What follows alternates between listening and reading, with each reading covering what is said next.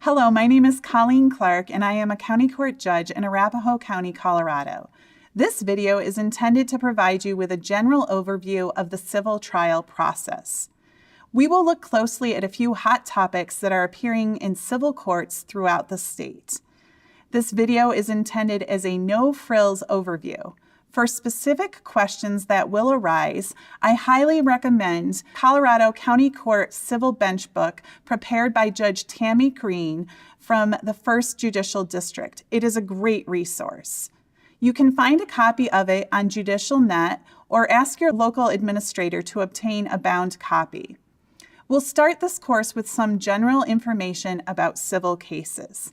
The applicable and controlling law for all county court civil matters can be found in Article 6 of Title 13 of the Colorado Revised Statutes and the Colorado County Court Rules of Civil Procedure found in Chapter 25 of the Colorado Court Rules, Book 1. The general jurisdictional limit for a county court case is $15,000, which is determined at the time of filing. In other words, the principal plus interest cannot exceed $15,000. We'll look at this restriction more closely later in the course. The types of cases that are most often filed in county court include breach or non-performance of a contract, bad checks, negligence, forcible entry and detainers, often described as FADs, and name changes. In many of these cases, the plaintiff will request a jury trial, which is the focus of this course. At this point, let's assume you are about to preside over your first civil jury trial. The first step I would take is obtaining an online or hard copy of the Colorado Jury Instructions Civil, Volumes 1 and 2. When conducting a trial, it is always a good idea to have your reference guides close by. Whenever I receive a jury trial demand, my first step is determining that the petitioner took the appropriate steps to receive a jury trial. Colorado Rules of Civil Procedure, Rules 338 and 339 require the party who is requesting a jury trial to either endorse the demand in the face of the complaint or answer, or to make an oral request on or before the appearance date. In addition, the party must pay the jury fee at the time the demand is made. Jury demand and payment. Number 1, to confirm that the party perfected their demand, check your registry of actions and verify that the request was made in a timely fashion and that the payment of the jury fee was received. Claims that are not perfected convert to a trial by the court. Once you've confirmed that the party met all of its statutory obligations to have the case heard by a jury, you'll need to ensure the parties are prepared to proceed with a jury trial. Pre-trial procedures. Pre-trial steps you'll take include asking the parties to tender proposed jury instructions to the court, as well as asking the parties whether there are any motions in limine or any other preliminary matters that need to be addressed. To ensure that the trial runs efficiently, you'll advise both sides of the time restraints that you are imposing on the trial. I generally limit both parties to 10 minutes for voir dire, as well as 10 minutes for opening and closing statements. Finally, you'll want to confirm with the parties that you will be seating a jury of 6 unless they agree to a smaller number. Pursuant to Colorado Revised Statutes 1371-103, a panel must include a minimum of 3 jurors. Note that this is different from criminal trials, which require at least 6 jurors. Trial procedures, jury selection.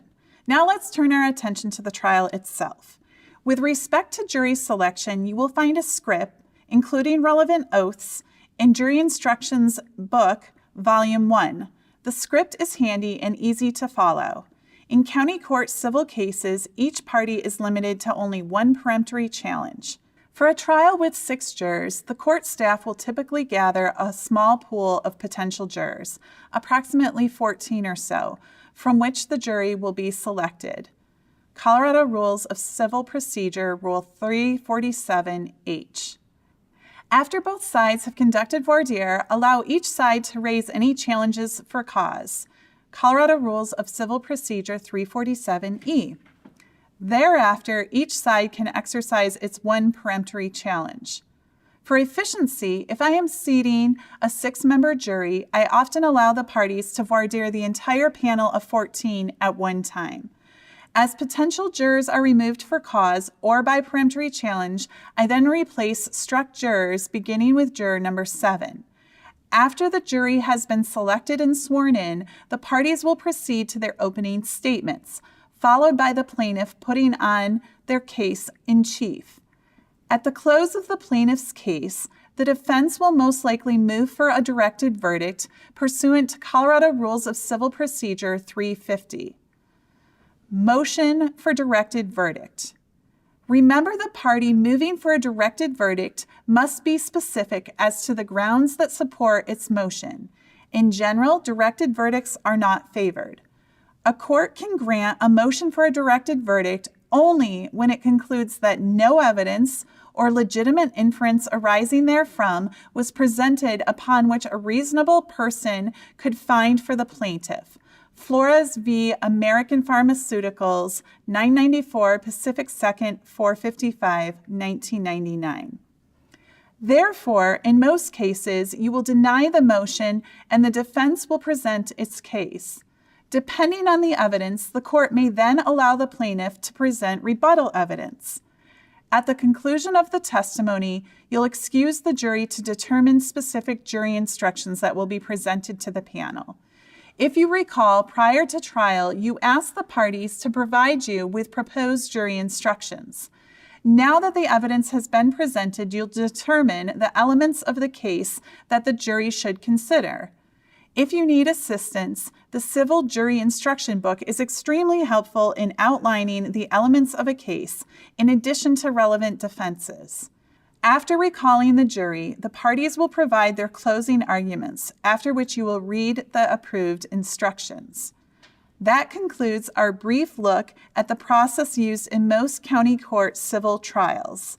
Obviously, other evidentiary issues will appear that we did not mention. If you have questions on civil court procedures, do not hesitate to use your colleagues as a resource. We are more than happy to help. Hot topics. For the remainder of the course, I'd like to review a few hot topics that are appearing in civil courts throughout the state. I'll begin with a relatively straightforward one, namely, who has a right to a jury trial? Not every Colorado litigant is entitled to a jury trial.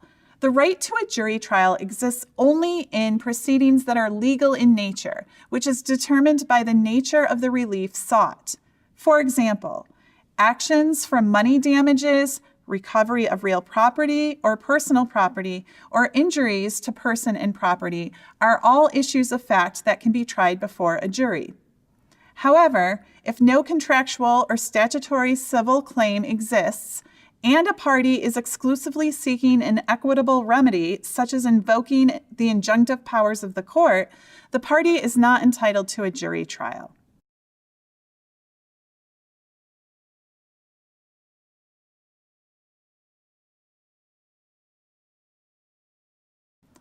Number 2, judicial monetary limit. See generally Colorado Revised Statutes 13.6.104.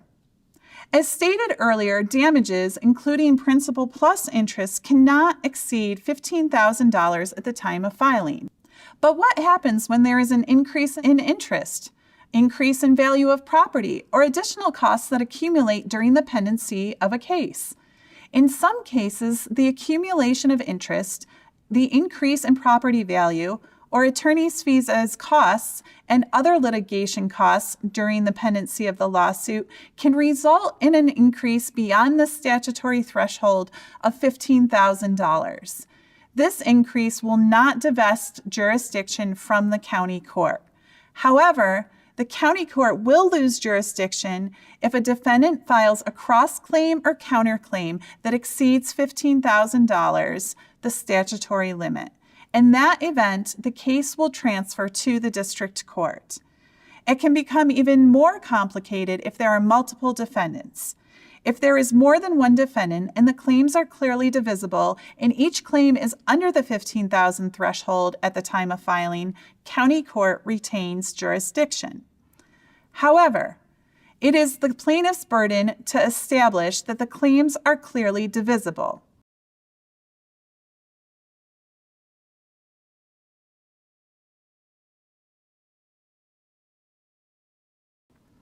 Number 3, default judgment.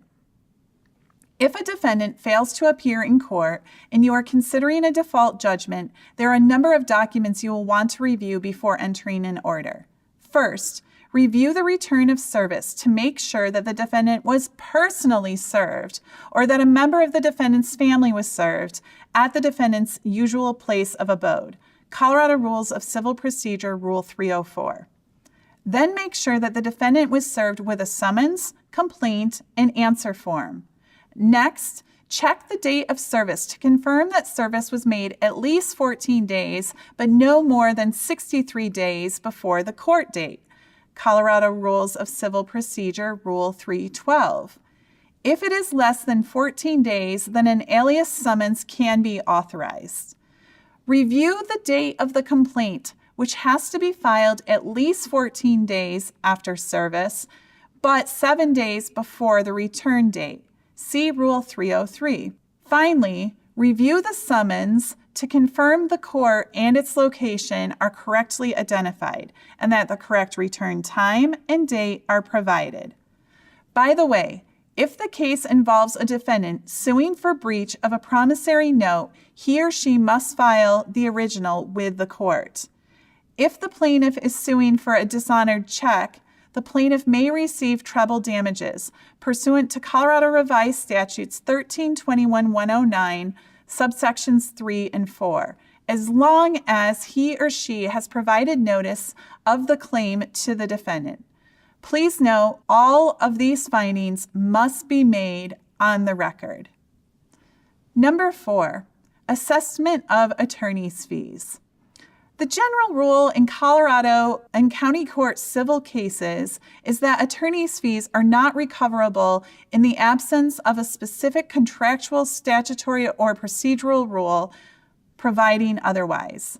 Lowry v. Palm, 192 Pacific 3rd, 550, a 2008 case. An exception in which attorney's fees are allowed is if the case is groundless and frivolous. In that case, the court shall assess attorney's fees if the party brought or defended an action without substantial justification or the action was brought for delay or harassment purposes. A court can also award fees if a party improperly expanded the proceeding, such as abusing the discovery process. See Colorado Revised Statutes 1317-101. Please note, however, that if a party is pro se, and there are many pro se parties in county court, a court can only impose attorney's fees if the party knew or reasonably should have known his or her action or defense was substantially frivolous, groundless, or vexatious. Number 5, interest. Colorado Revised Statutes 512-102 for general interest. Generally, prejudgment interest accrues from the date the debt became due.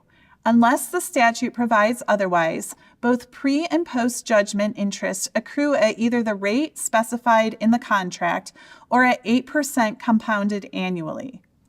6. Hey, Judge, how do I get my money? I'm going to conclude with a situation you will see over and over and over again in county civil courts, and is something that you have little to no control over. After a ruling for a party in a county court civil case, the winning party will often ask, "Hey, Judge, how do I get my money?" What the court can do is order the obligor to answer post-judgment interrogatories. If the party refuses or fails to truthfully answer the questions regarding their employment and assets, the court can find them in contempt. Beyond that, however, there's little your court can do to enforce payment. And that completes our course.